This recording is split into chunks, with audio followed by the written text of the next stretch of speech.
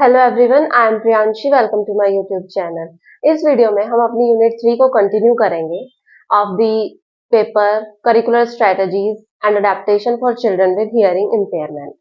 इस यूनिट में जो पार्ट सेकंड वीडियो है उसके अंदर हम पढ़ेंगे 4 को करिकुलर एक्टिविटीज के बारे में। कौन कौन सी को करिकुलर एक्टिविटीज हम बच्चों से करा सकते हैं उनकी बेटर लर्निंग के लिए। तो 4 तरीके की पढ़नी है हमें। Physical education, work experience, art and craft and fourth is dance and music activity. ये 4 तरीके की हमें पढ़नी है। पहले से स्टार्ट करते हैं फिजिकल एजुकेशन। तो फिजिकल एजुकेशन की डेफिनेशन क्या है? फिजिकल एजुकेशन होता क्या है? एजुकेशन थ्रू फिजिकल एक्टिविटीज, शारीरिक क्रियाओं के द्वारा जो शिक्षा हम लेते हैं उसको फिजिकल एजुकेशन हम बोलते हैं। For the development of the total personality, ताकि बच्चे की पूरी पर्सनैलिटी डेवलप हो, जो उसकी बच्चा है उसकी जो पर्सनैलिटी है वो अच्छे से डेवलप हो सके। To its fulfilness and perfection in body, और उसकी जो बॉडी है उसके अंदर परफेक्शन आए, उसका माइंड एक परफेक्ट बॉडी बने, उसकी उसकी माइंड और स्पिरिट भी परफेक्ट हो, क्योंकि एक healthy mind lies in a healthy body. तो अच्छी एजुकेशन प्रोवाइड करने के लिए हमें अच्छी फिजिकल एजुकेशन भी बच्चे को प्रोवाइड करनी चाहिए, उसके शरीर को स्वस्थ रखना चाहिए। तो what are the advantages of physical education? क्या इसके बेनिफिट्स है फिजिकल एजुकेशन प्रोवाइड करने के? पहला आता है डिसिप्लिन। डिसिप्लिन बिल्ड होता है जब हम कोई गेम खेलते हैं, कोई स्पोर्ट लेते हैं, फिजिकल एक्टिविटी हम करते हैं, तो उसके अंदर एक डिसिप्लिन मेंटेन करना होता है। तो बच्चों के अंदर एक डिसिप्लिन, एक अनुशासन की भावना आती है। सेकंड इसका एडवांटेज है सोशलाइजेशन। जब बच्चे एक दूसरे से इंटरेक्ट करते हैं, पीयर इंटरेक्शन होता है, तो सोशलाइजेशन डेवलप होता है। थर्ड एडवांटेज है इमोशनल डेवलपमेंट। इमोशनल डेवलपमेंट होता है, जैसे बच्चे ये सीखता है, अपने इमोशंस को कंट्रोल करना सीखता है, अपने आप को एक्सप्रेस करना भी सीखता है। जैसे गेम के अंदर कोई हार जाता है, कोई जीत जाता है, तो उससे इमोशनली वो डेवलप होते हैं। हारने पे रोना नहीं है, हार और जीत is a part of the life. तो इस तरीके से उसके इमोशंस जो है वो डेवलप होते हैं। ये एक एडवांटेज है। Fourth is moral education. Moral education provide होती है, वैल्यू एजुकेशन हमें मिलती है कि हमें टीम स्पिरिट होनी चाहिए, लीडर कैसे बना जाता है और एक दूसरे का ख्याल रखना चाहिए। तो इस तरीके से मोरल एजुकेशन भी हमें मिलती है फिजिकल एजुकेशन से। फिफ्थ है इसका एडवांटेज रिक्रिएशन। रिक्रिएशन इंजॉयमेंट होता है, फिजिकल एक्टिविटीज से हमारा रिक्रिएशन होता है, इंजॉयमेंट होता है। ये थे advantages for a normal child के लिए। लेकिन हियरिंग इम्पेयर्ड चाइल्ड के लिए इसका और क्या बेनिफिट हो सकता है? तो it helps in the development of language, speech and helps in auditory training. Language develop होती है। अब जब हम कोई स्पोर्ट एक्टिविटी करा रहे हैं, फिजिकल एजुकेशन बच्चे को प्रोवाइड करा रहे हैं, तो उसके अंदर लैंग्वेज यूज होगी, बच्चे एक दूसरे से बात भी करेंगे तो स्पीच डेवलप होगा। एक दूसरे से बातें करेंगे तो उसके स्पीच इंटेलिजिबिलिटी भी इम्प्रूव होगी और ऑडिटरी ट्रेनिंग भी मिलेगी बच्चे को। जैसे विसल्स वगैरह बजाई जाती हैं, ड्रम्स वगैरह बजाए जाते हैं, या फिर जब जो लीडर होता है वो कमांड देता है, तो इससे बच्चे की ऑडिटरी ट्रेनिंग भी हम करा सकते हैं। तो फिजिकल एजुकेशन हियरिंग इम्पेयर्ड बच्चे के लिए भी बहुत इंपॉर्टेंट है, क्योंकि इससे लैंग्वेज डेवलप होती है, उसकी स्पीच डेवलप होती है और ऑडिटरी ट्रेनिंग में भी हमें हेल्प मिलती है। तो ये था benefit for hearing impaired student. अब आती है बारी हमारी सेकंड को करिकुलर एक्टिविटी की, वो है work experience and environment. Work experience क्या होता है? वर्क एक्सपीरियंस होता है हम बच्चे को एक प्रोडक्टिव एक्टिविटी कराते हैं, मैनुअल वर्क कराते हैं बच्चे से। वो कहीं पे भी हो सकता है, घर में भी हो सकता है, स्कूल में भी हो सकता है, या फिर किसी फार्म पे हो सकता है, फैक्ट्री पे हो सकता है, या फिर शॉप पे भी हो सकता है, या फिर कि प्रोडक्टिव जो अलग अलग जगह होती है वहां पे भी हो सकता है। हम बच्चे को मैनुअल वर्क प्रोवाइड करते हैं और वो जो होता है पर्पसफुल और मीनिंगफुल मैनुअल वर्क होता है। जैसे बच्चे से हम कारपेट बनाना सिखा रहे हैं, बच्चे को बास्केट बनाना सिखा रहे हैं, या फिर वीविंग सिखा रहे हैं, तो इस तरीके के वर्क जो हम कराते हैं तो ये आते हैं वर्क एक्सपीरियंसेस सिखाते हैं बच्चे को। अब इस वर्क एक्सपीरियंस का क्या इंपॉर्टेंस है, इसके क्या एडवांटेजेस हैं? पहला एडवांटेज आता है लर्निंग बाय डूइंग। बच्चा जो है वो कुछ करके सीखता है, तो वो it emphasis on the learning by doing. वो कुछ करके सीख रहा है, खुद सीख रहा है। Second, it develops creativity. बच्चे के अंदर क्रिएटिविटी डेवलप होती है। Third is develops concept. उससे रिलेटेड कोई ऐसा वर्क एक्सपीरियंस हम उसको प्रोवाइड कर रहे हैं जिससे बच्चे के अंदर कंसेप्ट डेवलप होते हैं, थियोरेटिकल नॉलेज भी उसे मिलती है उस चीज से। फोर्थ इसका इंपॉर्टेंस है, it helps in the development of language. जो बच्चा हियरिंग इम्पेयर्ड है उसके लिए हमारा मेन मोटो ही रहता है कि हम उसकी लैंग्वेज को डेवलप करें। तो वर्क एक्सपीरियंस से उसकी लैंग्वेज भी डेवलप होती है। जैसे वो किसी शॉप पे जाके काम कर रहा है या किसी फार्म में लेके गए हैं, तो वहां से उन लोगों के साथ वो इंटरेक्ट करेगा, उससे बातें करेगा, तो उनकी जो है लैंग्वेज डेवलप होगी, उसके अंदर भाषा का विकास होगा। फिफ्थ इज, ऐसी कम्युनिकेशन स्किल्स भी डेवलप होंगे। फिफ्थ इसका इंपॉर्टेंस है सेल्फ सफिशिएंट वोकेशनल ट्रेनिंग। हम बच्चे को सेल्फ सफिशिएंट बनाने में हेल्प करते हैं थ्रू दी वर्क एक्सपीरियंसेस।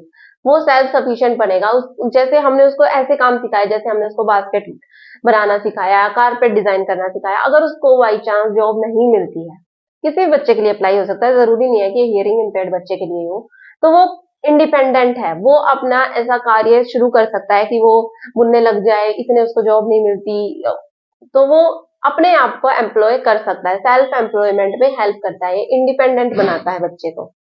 ये थी इसके इम्पोर्टेंस। अब कैसी एक्टिविटीज हम करा सकते हैं बच्चों से for providing the work experiences. पहली आती है प्राइमरी स्टेज पे। प्राइमरी स्टेज पे कैसी एक्टिविटीज कराएंगे हम? बच्चे को पेपर फोल्डिंग, कटिंग सिखा सकते हैं, गार्डनिंग सिखा सकते हैं, वो किचन गार्डनिंग भी हो सकती है या फिर किसी छोटे से पार्क में लेके जाके हम उसको गार्डनिंग करा सकते हैं। मतलब सिंपल एक्सरसाइजेस हम कराएंगे प्राइमरी स्टेजेस पे।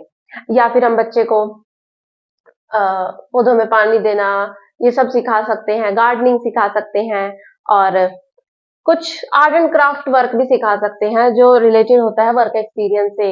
कई चीजें जो मार्केट में बेची जाती हैं, कुछ आर्ट एंड क्राफ्ट की चीजें भी बेची जाती है, तो प्राइमरी स्टेज पे हम बच्चे को वो सारी चीजें सिखा सकते हैं। सेकेंडरी स्टेज पे हम बच्चे को सिखा सकते हैं थोड़ी सी और हाई लेवल की चीजें हम सिखाएंगे, जैसे बुक बाइंडिंग हो गया, कारपेट वीविंग हो गया, स्पिनिंग हो गया, या फिर बास्केट बनाना, कारपेट बनाना, अदर डेकोरेशन आइटम्स बनाना। तो ये सारी चीजें हम बच्चे को सिखा सकते हैं, वर्क एक्सपीरियंस प्रोवाइड कर सकते हैं। तो ये थी हमारी सेकेंड को करिकुलर एक्टिविटी। अब थर्ड को करिकुलर एक्टिविटी आती है हमारी art and craft. Art and craft वो एक स्किल है, एक एबिलिटी है पर्सन की, ड्राइंग से रिलेटेड होती है, लेकिन इससे भी कहीं ज्यादा इसका मीनिंग होता है। क्या क्या है इसकी definition? It is a fine tool. ये एक टूल है अपने आप को एक्सप्रेस करने का, ऑफ कम्युनिकेशन, अपने आप को कम्युनिकेट करने का। हम बातचीत कर सकते हैं ड्राइंग के माध्यम से। जैसे जो पेंटर्स वगैरह होते हैं वो अपने थॉट्स को एक्सप्रेस करते हैं through the form of their drawing. वो अपनी ड्राइंग के अंदर अलग अलग चीजें ड्रॉ करते हैं, उनसे उनके थॉट्स उनके एक्सप्रेस होते हैं, वो कम्युनिकेट कर रहे हैं वो हमसे। तो it is a fine tool of communicating the expression, thoughts, हमारे विचार, हमारे आइडियाज, हमारे इमोशंस, हमारी फीलिंग्स इस चीज से एक्सप्रेस होती हैं। हम इस चीज को कम्युनिकेट कर सकते हैं आर्ट एंड क्राफ्ट से। Now what is the importance of art and craft? Art and craft को करिकुलर एक्टिविटी का क्या इम्पोर्टेंस है, क्या इसका महत्व है? क्या महत्व है? Develop aesthetics. बच्चा आर्ट एंड क्राफ्ट सीखेगा तो उसके अंदर एस्थेटिक्स डेवलप होंगे, क्रिएटिव बनेगा वो। It develop the creativity, creativity सीखेगा। अलग अलग जब आर्ट एंड क्राफ्ट करेंगे, जैसे टीचर ने बोला कि मेटल से कुछ चीज बना के लेकर आओ आप, तो उसकी क्रिएटिविटी डेवलप होगी। वो कलरिंग करेगा तो अलग अलग तरीके से बच्चे कलर करेंगे, तो उससे उनकी क्रिएटिविटी डेवलप होगी, क्रिटिकल थिंकिंग डेवलप होगी, एक्सप्रेस कर पाएगा वो अपने आप को। कई बार बच्चे बोल के नहीं बता सकते लेकिन ड्राइंग कर देते हैं, तो अपने आप को एक्सप्रेस करेगा, क्योंकि जो आर्ट एंड क्राफ्ट है इसे कम्युनिकेटिंग है, कम्युनिकेटिव वे है ऑफ एक्सप्रेसिंग देमसेल्फ, तो अपने आप को एक्सप्रेस करेगा। क्योंकि जो बच्चा हियरिंग इम्पेयर्ड है वो अच्छे से अपने आप को एक्सप्रेस नहीं कर पाता, जो इसके लिए एक बहुत बड़ा इंपॉर्टेंस है, बहुत बड़ा एडवांटेज है कि वो अपने आप को एक्सप्रेस कर पा रहा है through the art and craft. Fourth आता है language development. Art and craft से उसकी लैंग्वेज भी डेवलप होगी, ये भी एक इंपॉर्टेंट फैक्टर है। फिफ्थ आता है कम्युनिकेटिव स्किल्स डेवलप होंगे। जब बच्चे एक दूसरे से आर्ट एंड क्राफ्ट कर रहे हैं, फॉर एग्जाम्पल वो कुछ बना रहे हैं, मिलके बना रहे हैं, तो उसके अंदर कम्युनिकेटिव स्किल्स डेवलप होंगे, वो एक दूसरे से बातें करेंगे, तो उसकी स्पीच प्रॉब्लम्स भी ठीक होती जाएंगी, लैंग्वेज भी डेवलप होती जाएगी, ऑडिटरी ट्रेनिंग भी मिलेगी उसे। तो एक हियरिंग इम्पेयर्ड बच्चे के लिए ये एक्टिविटीज बहुत इंपॉर्टेंट है। इवन सारी ही जो एक्टिविटीज हैं, ये को करिकुलर एक्टिविटीज बहुत इंपॉर्टेंट है हियरिंग इम्पेयर्ड बच्चे के लिए, क्योंकि उससे उनकी लैंग्वेज डेवलप होगी, स्पीच प्रॉब्लम्स ठीक होंगी, कम्युनिकेशन डेवलप होगा, कम्युनिकेशन स्किल्स डेवलप होंगे। नेक्स्ट आता है अब कौन सी एक्टिविटीज हम करा सकते हैं आर्ट एंड क्राफ्ट के अंदर।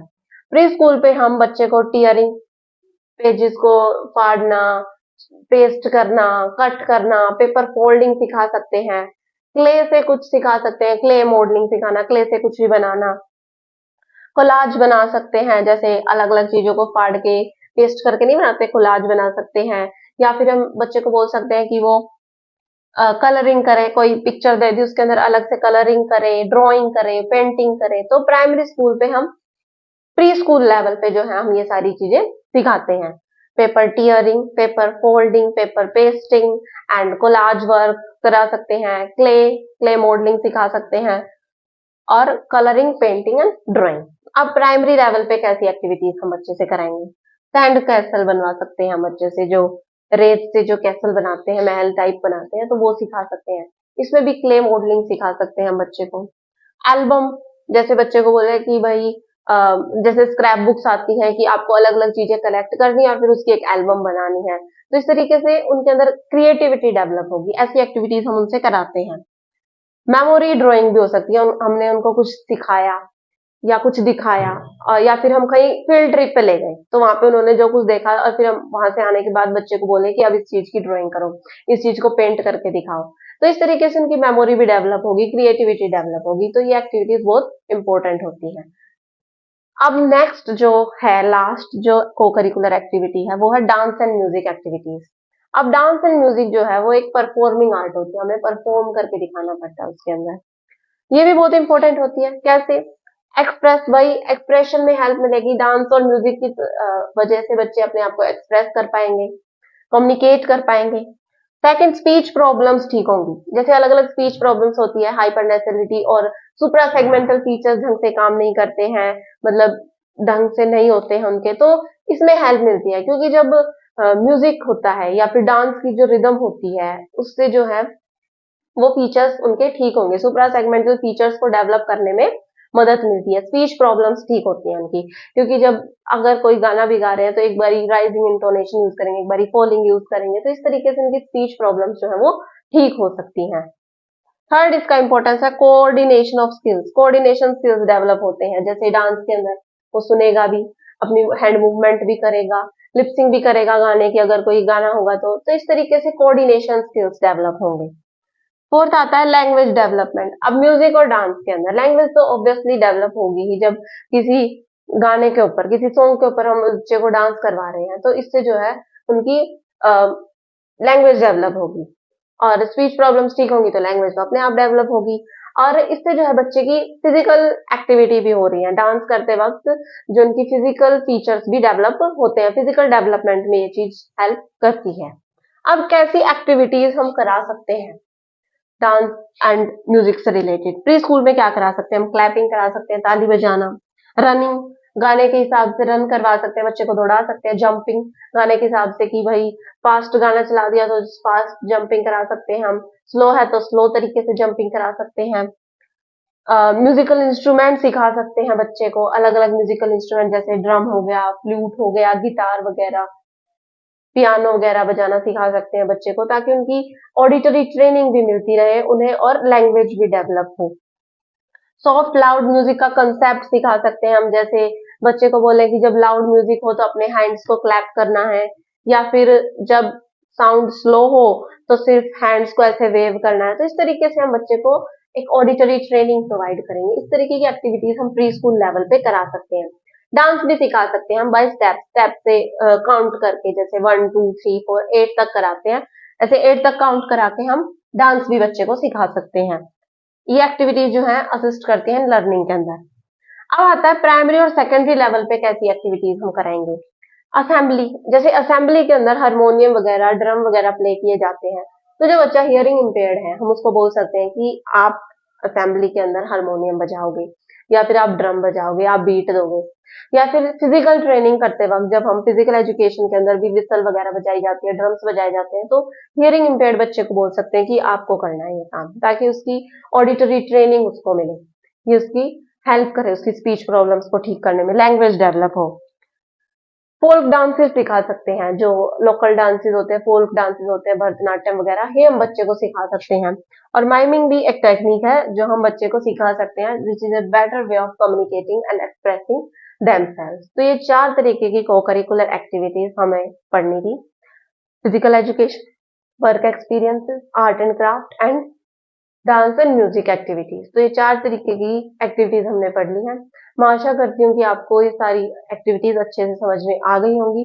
Thank you for watching my video and don't forget to subscribe to my channel.